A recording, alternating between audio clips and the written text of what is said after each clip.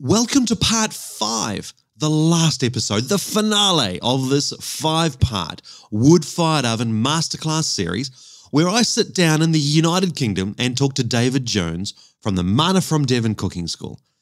If you haven't listened to the previous 4 episodes in this series, I highly suggest you start with these first. Manna from Devon specialise in teaching wood-fired oven cooking techniques to folks from all around the world.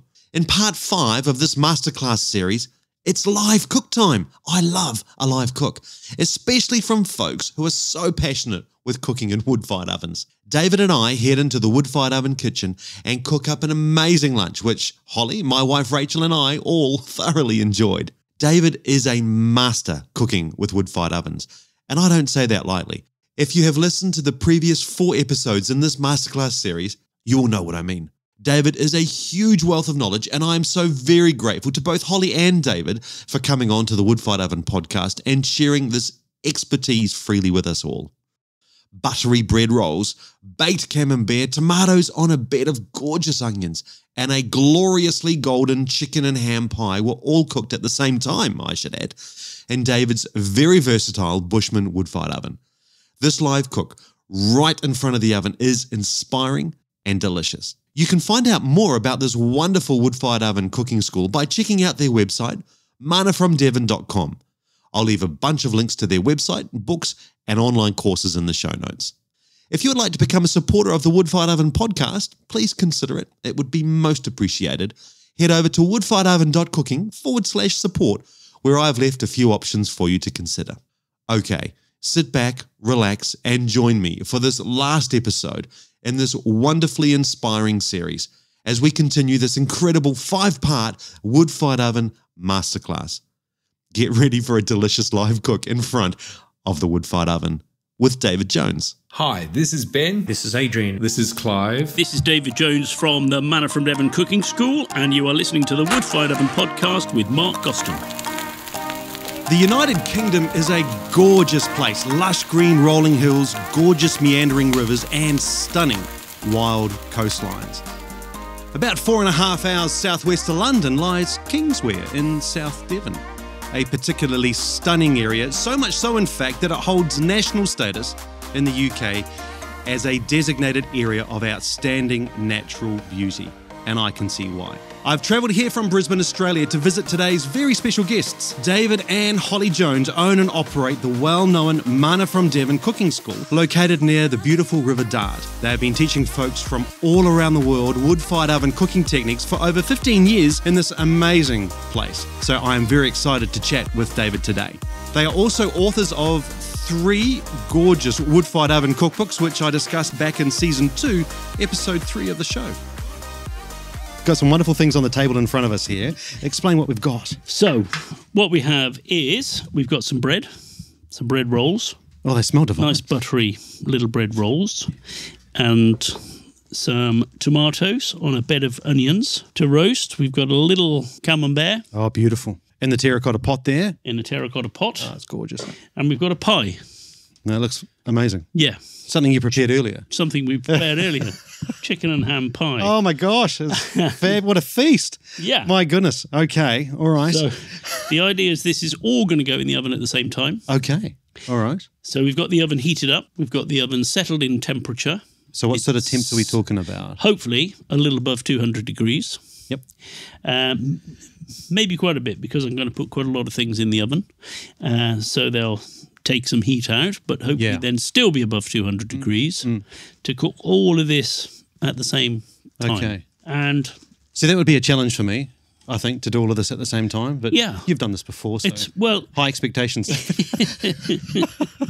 It is a little bit of a challenge, because I've had to think about what's going to fit in the oven. Yes. So I've made my pie in rather a funny shape to fit into the side of the oven, into the curve of the oven. Yep. And I've selected the pot so that everything will go in at the same time. Okay. And I saw you measuring up the pots in your oven prior, which was actually a pretty smart idea to make sure it's going to fit. We've made that mistake. I bet you. Yeah. And what is really nice is to be bringing lots of different things out of your out of your oven. Yeah. If you want to show off. Well, we like to show off a little bit. Absolutely. And if we've got guests coming around on a Saturday night, you don't want to be waiting for one small dish to come out and then the next small dish. No. Yeah. No. So you've thought ahead here. I like it. Yeah. It's good. And if you can, and also you want your cooking to be stress-free. Yeah. Oh, you do, don't you? Yeah. Because it is quite stressful. Ideal. Oh, yeah. It can be. Yeah. Yeah. And if you've got lots of flame and lots of heat and everything burns in seconds if you lose concentration, and people, once your guests start arriving, they come and ask what you're up to and what are you doing. That's and right. what wood are you using, and open a few beers and you start to forget. You put wine down on your work surface so the glass gets knocked over. Yeah. It's not good. No. If all the food is in the oven and you're like chatting away, and then they're like, when are you going to start cooking? Yeah, that's right. When are you going to fire up the oven and start some cooking? Yeah. Because we're getting hungry. And you're like, I'll just take the door off the oven and voila, there it all done. is. Yeah, perfect. Yeah. Stress-free. But it's only stress-free because you've thought about it and you've planned it and you've got it all set up and ready. All that prior preparation stuff, isn't it? Yeah. Okay. Yeah. So what sort of pastry have you got over here? Because I haven't had great success with my pastry in my oven. So this is just a block of supermarket. Yep. Puff pastry. Puff pastry. Yeah. And is it puff pastry, Rachel, at home that we struggle to get? In New Zealand, it was everywhere. Is that puff pastry? No, it's the sweet. Oh, the sweet short crust we can't get in Australia. Yeah. Okay. Yeah. So, all right. And I've rolled that out, made up the pie, put it on a piece of silicone, which makes it easy to move around. Yeah, that's a great idea. Good tip. Yeah. And we're just going to slide that into the oven. And that silicone has been cut to the same shape. That's a good tip. Well, so that will fit into the curve of the oven. That's great. Maximising my space. Absolutely. Yeah. Yeah. I'm going to give that a little egg wash. Okay. I'm going to brush my buns with a little bit of melted butter, and we're going to go from there. Okay. I'm also going to sprinkle my pie with a few poppy seeds. Okay. Nice. Okay. And that's the chicken and leek pie. Beautiful.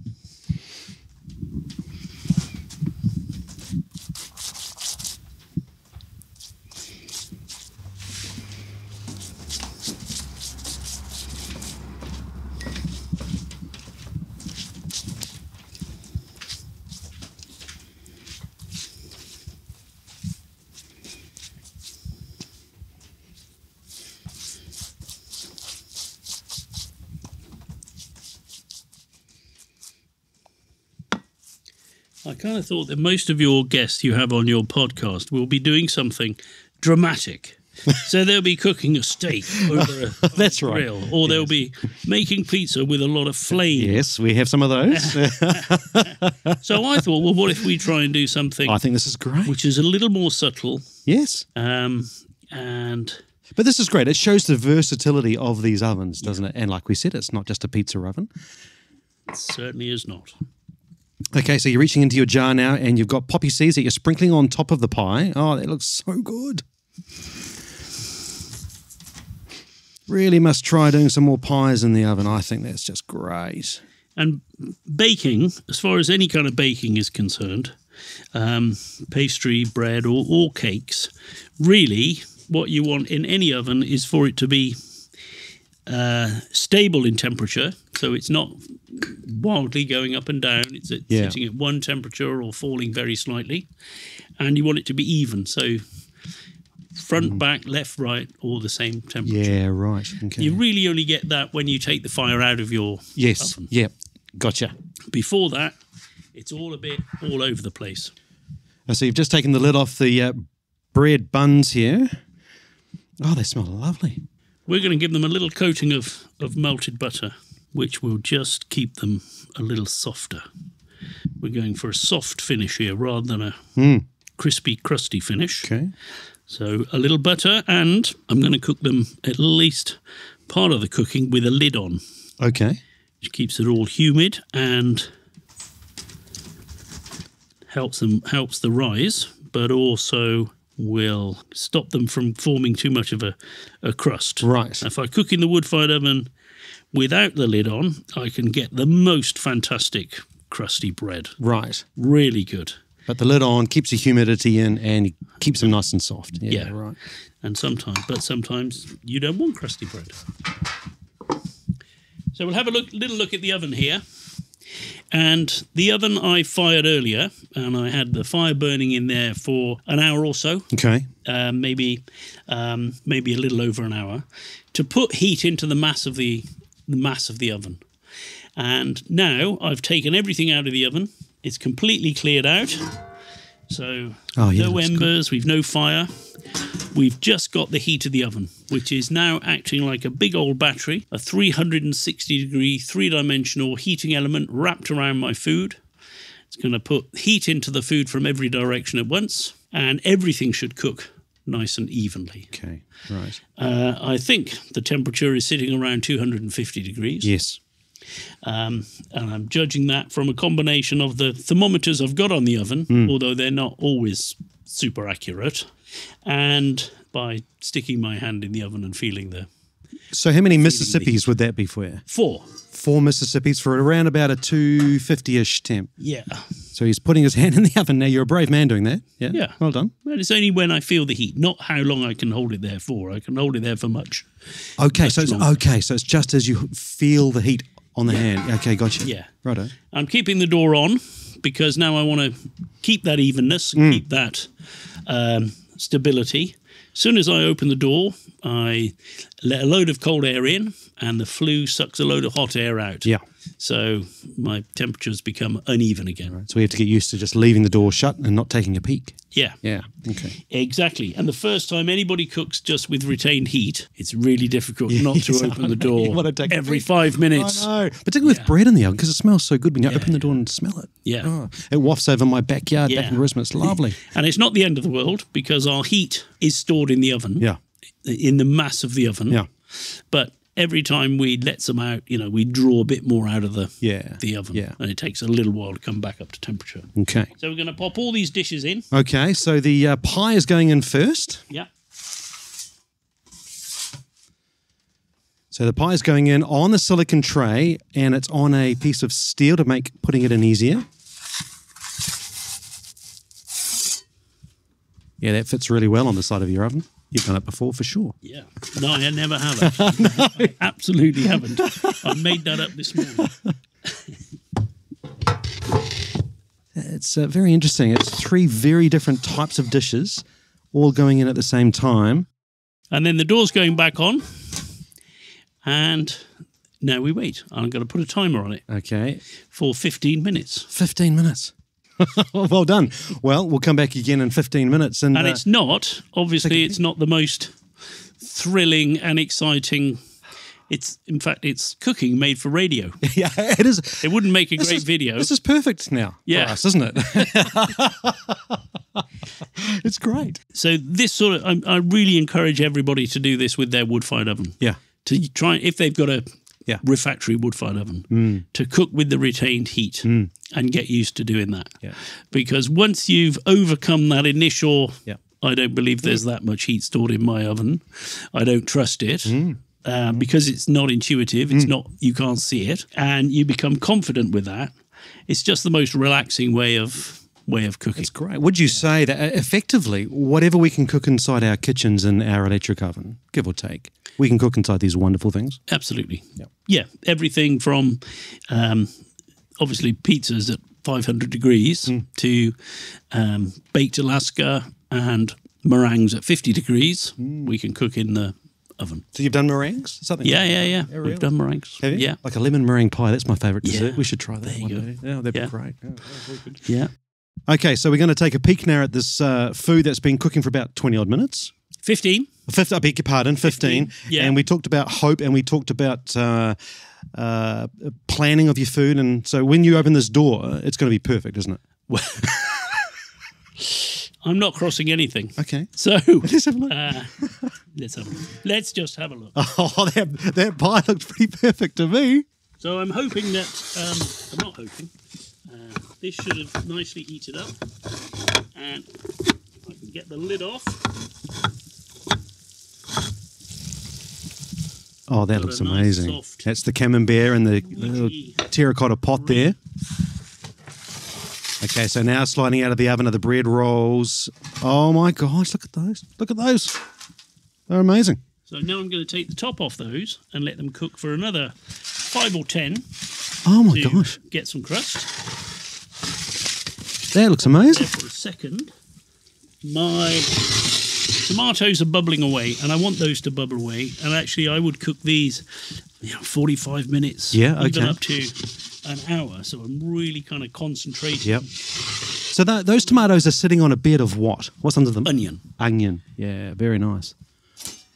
Onion and just olive oil, garlic olive oil, and a little bit of herb de Provence. And that pie, we can see, is cooking evenly, back, front, left, right. Yeah, it is, isn't it? Yeah. Okay. Yeah.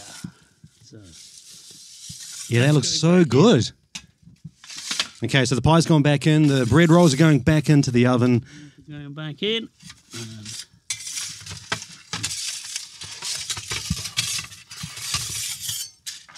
And the door to the oven is getting put back on. And so how much longer do you think for those?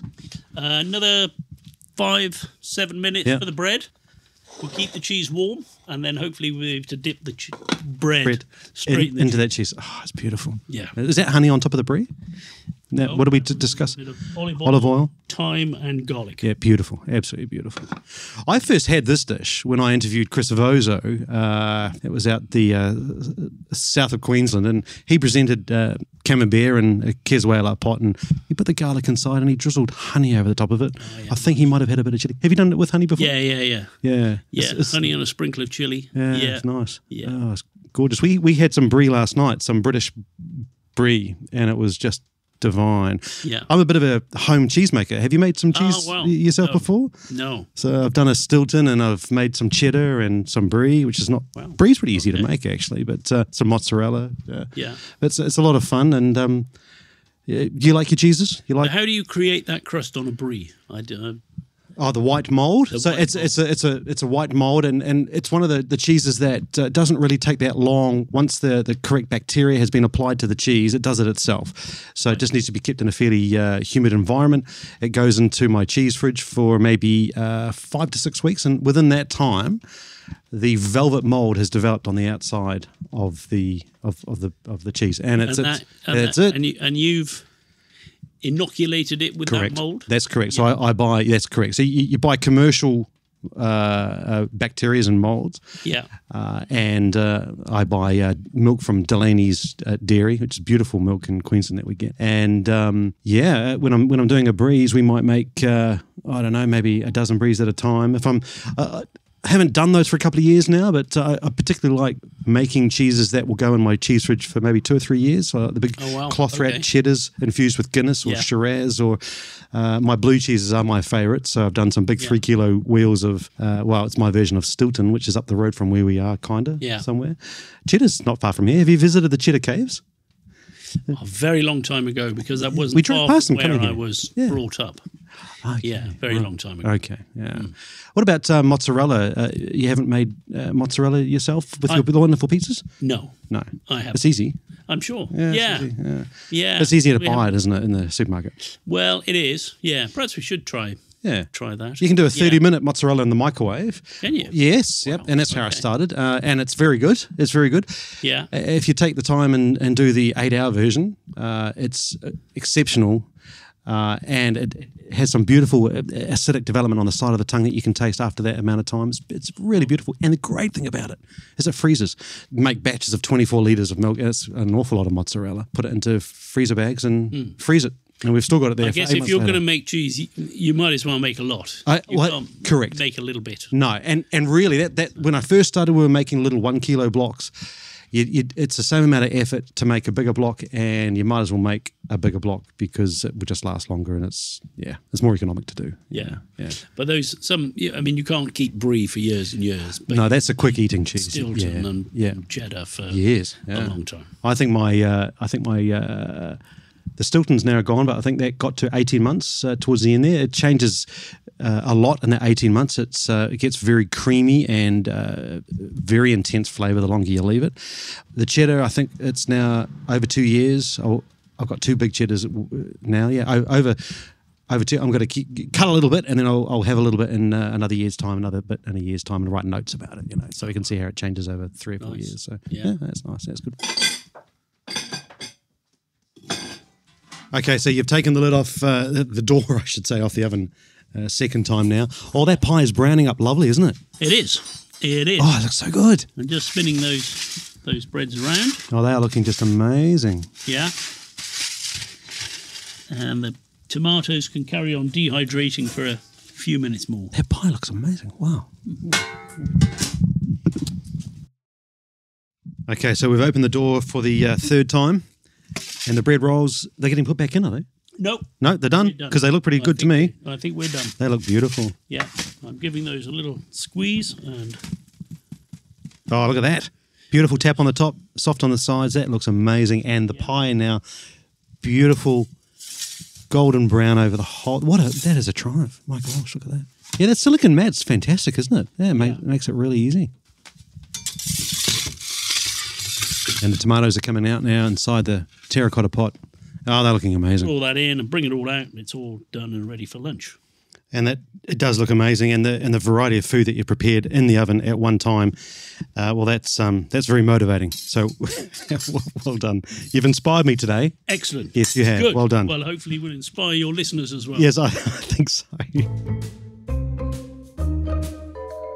Okay, so David, we've come to the end of our interview, and I always like to finish these interviews with 20 fun quickfire questions. Okay. Okay. And they are quickfire. They're supposed to just be top of your head stuff. And I mix these up with the guests. Most of my guests now have done these. And they've all done really well. Okay. So there's no pressure. No pressure. Absolutely. Hey, you ready for yours? Sure. Okay, here we go. Fire away. Quickfire questions on the Wood Fired Oven podcast. What is the biggest fail you've had in one of your courses? The very idea that we'd have any kind of failure on one of our... Oh, surely not. Very Oh, dang. come on. So I think with our classes, we're always trying to cook lots and lots of different things and show people as much as we possibly can. And sometimes I think we probably try and cram too much into our classes. So I'm trying to transition from one thing to another to another. Okay. So the oven is probably too hot. So I scorch a few things. Oh, do you? Okay. And then Holly comes out. But you're human. You can tell the folks here sitting at the step. I fess up to it. Holly comes out and says, oh, you had one thing to do and you've gone and scorched that bread or that pastry or something. And actually people generally like to... Oh, yeah. You know, they're cool with that. In fact, they like to see that I'm fallible. Yeah, absolutely. You're human like the rest of us. And it gives me the opportunity to talk about mistakes and what that actually, how you can learn from that. And so all right. we don't mind. Well we done. don't mind too much of that. I've never actually set anything on fire. So haven't you? No. Have you pulled apart a few pizza bases and ended up on the middle of the floor? A big we've done all that. Yeah, okay, good. I'm pleased to hear that. And I mean, on all of our classes, we get people to make their own pizzas. Yeah. You'd see it every time, wouldn't you? Not every time, but regularly. We've seen everything. What is the best advice you have ever received? So my father's advice was always measure once, cut twice. Yes, good advice. I was always doing DIY with Dad. Oh, hang on, what did I say? What was that, Holly? Oh, I've got you on the show now. I can't edit. Holly's correcting us. Measure twice, cut once. Measure twice, cut once. Yes. Yeah, that's it. And it's the same, in the measure twice, cut once. And it's the same idea we had in the Navy. It was always the 7 Ps we talked about. Proper prior planning prevents poor performance. Piss poor performance, isn't it? Yeah, that's it. Okay, number 3. What's your favourite movie of all time? Favourite movie would be A Passage to India, David Lean's classic. Okay. Yeah. Passage to India, colourful, fantastic story, but dealing with serious issues, but all that colour and noise and... Wonderful. Yeah. And you've been to India too? Yeah. Oh, very nice. Okay. Yeah. How would you describe yourself, David? I would. Well, funnily enough... quiet and introverted. No. Yeah. No way. Given my career choices, a lot of people find that hard to believe. Yeah. But actually... I find that hard to believe. But I just met you. After a class, I have to go and rest for several days to recover because all my words are used. Are they? Okay, you need to re-energise on your own. Yeah. Okay, very good. Yeah. What would your last meal be? Rack of lamb. Oh, yeah. Gorgeous. Okay, yeah. Sweet, fat. British lamb. Pink, succulent, just the most wonderful. Obviously, in wood-fired oven. But of course. Of course. adore rack of lamb. Yeah, okay. Yeah. Lamb's good. If you could change one thing about the planet, what would it be? So that would probably be halving the population. Okay, yeah, okay. Now tell me why. I know that. Well, I know that's got lots of implications for economies and all sorts of things, but we're just using up too many resources. Yes. And if there were half of us, that would be half of those resources. That's a good answer, actually. That's smart. Okay, yeah. Very good. If you could teach one subject in school, not cooking. Okay, nothing to do with cooking or Navy stuff. Yeah. What would it be? Well, if I could teach philosophy, there you go. I would try and teach it and I'm not sure I was taught like this, but in a way that applied it to every day. Yeah, nice. And made people think why it's important that Descartes said, I think, therefore I am. Yeah, right. And those kind of ideas. Did you study Greek philosophy at uni? I did. Yeah. I studied pre-Aristotelian philosophy Did you? as a specialisation. Is that right? And there are mere fragments of bits of parchment left, which tell us all that there is about pre-Aristotelian philosophy. Wow. And everything else is filling in the gaps and guessing what they meant. Yeah, okay. Well, that's a very philosophical approach to it, isn't it? Okay, yeah, but all those Stoics and things which we still talk about. Of course. And there's some fantastic principles in there. Yeah. Right. Oh, wow. Yeah. Okay, well, very good. What's your favourite beverage? The first cup of coffee in the morning. It's pretty good, isn't it? Well, yeah. Okay. But only if, it's nice and peaceful and quiet and I can sit down and do a crossword and enjoy that cup of coffee. Okay, very nice. That's that. You like that? Then it's perfection. What's your second favourite beverage? The beer, the first beer. Of course, Yeah. The first beer or the first glass of wine. Yeah. Oh, that's very good. What do you think is the most important life lesson for someone to learn? Well, really, I guess it's that no one can tell you what's going to be the best career, the best choices for you to make. You've got to work it out on your own. Yeah. And people will try, your parents will try, your teachers will try, your careers advisor, peer pressure will all try and tell you what it is that's going to make you happy or contented or successful or any of that. And you've got to figure it out for yourself. Okay. And the sooner you start thinking about that, the sooner you'll get to that point. Excellent advice. All right. What's your least favourite food? Celery.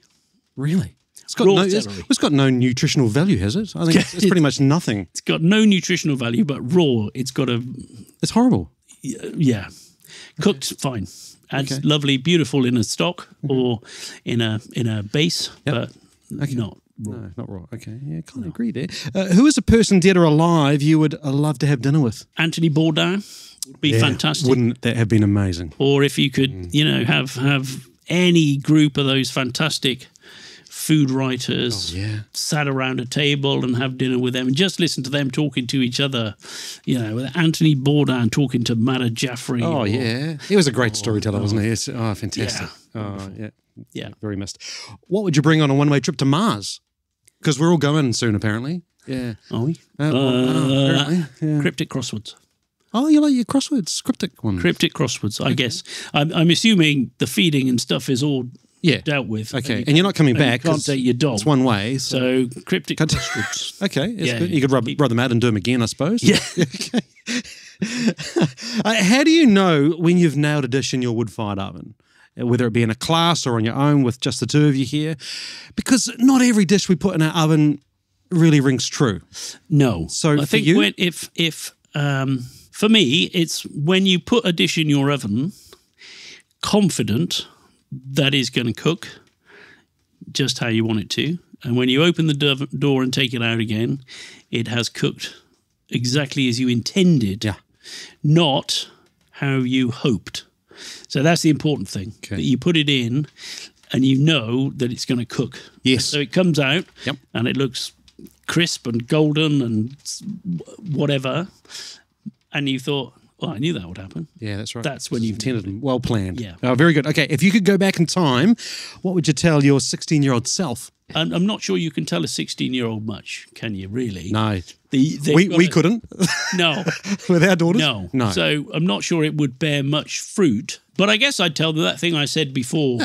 Yeah. You've got to work this out for yourself. So start thinking about what makes you happy, and don't. Your friends are doing that, and your parents are telling you that, and all that stuff. Just start thinking about what drives you and what makes you happy. Okay, what's the worst advice you've ever received? Well, I mentioned it earlier. My father's telling me not to go into catering, which actually wasn't the worst advice, because I went off and I did all those exciting things: university, Navy, management development, travelled around the world, but came back to food. So, I got there in the end. Okay, and what's your favourite takeaway food? We don't do a lot of takeaway food, but because most of it is disappointing, except ice cream. Yes. I never make ice cream, but we have fantastic ice cream. Great dairy down here in the southwest. Great ice cream shops over the river in Dartmouth. Okay, and when we go on holiday, obviously ice cream every time. Okay, yeah. Who is your favourite superhero? Hit Girl. Hit Girl. She's good. Who? Hit Girl. Okay. Is that a British thing? I don't know. No. Who's Hit Girl? It's Chloe Wonder Woman? Chloe Grace Moretz in I've forgotten the name of the other guy.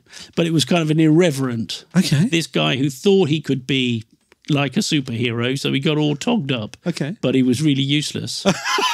But he meets this 12-year-old girl who is not useless. Okay. She's highly trained, highly effective with all kinds of weapons, and also very potty-mouthed. What is one place? Oh, Kick-Ass is the film. Okay. Yeah, okay. Yeah, gotcha. All right. What's one place you want to visit that you haven't been to? San Sebastian in northern Spain. Yeah, beautiful. Which I might get to next year. Oh, nice. Namibia in Africa. Oh, yeah. We've talked about this for years, going to Namibia. Okay. It hasn't happened yet. What's the draw of Namibia? Just the vast, wild sand dunes and the wildlife and... Fabulous. Yeah. Okay. Keep talking about it. If you had one superpower, what would it be? Probably the nose of a dog, because it would make me much better at identifying what the hell I'm supposed to smell in wine. Okay. Oh, yeah. When I'm supposed to detect notes of vanilla and licorice. Orchids or something. Yeah, okay. Yeah. Do you like your red wine? Yeah. Yeah, me too. Yeah. And what is one thing you can't live without? My dogs. Your dogs? For sure. How many have you got? Notwithstanding Holly, of course. I've got no. That's assume, of course. Assume. I'm assuming you mean that. Yeah. Dogs. So we've got 2 dogs, a lurcher and a spaniel, and for all of our married life, we've pretty much had 2 dogs for all of our married life. Okay. Yeah. Holly and David, it's been an absolute delight to sit down with you here in this gorgeous part of the UK to chat about your passion for food, wood-fired oven cooking, educating wood-fired oven home cooks just like me. So thank you so much for sharing some of your tips, tricks and insights into cooking with fire. I'm sure this episode will motivate so many to go cook with fire. Thank you so much. Thank you, Mark. It's been a pleasure. If you've enjoyed this episode, please consider supporting the show at woodfiredoven.cooking/support. There are links in the show notes. This support helps to bring more great Wood-Fired Oven podcast episodes out to you. Remember, a few small coins makes a big difference to this show. Sign up online at woodfiredoven.cooking and receive our free Wood-Fired Oven resources pack. Follow me on Instagram at marks_woodfiredoven for recipes, tips and techniques to supercharge your fire cooking skills. Join our Wood-Fired Oven Chronicles Facebook group and meet some amazing fire cooking enthusiasts. Thanks for listening to this episode. Catch you next time. Stay safe, have fun, and go cook with fire.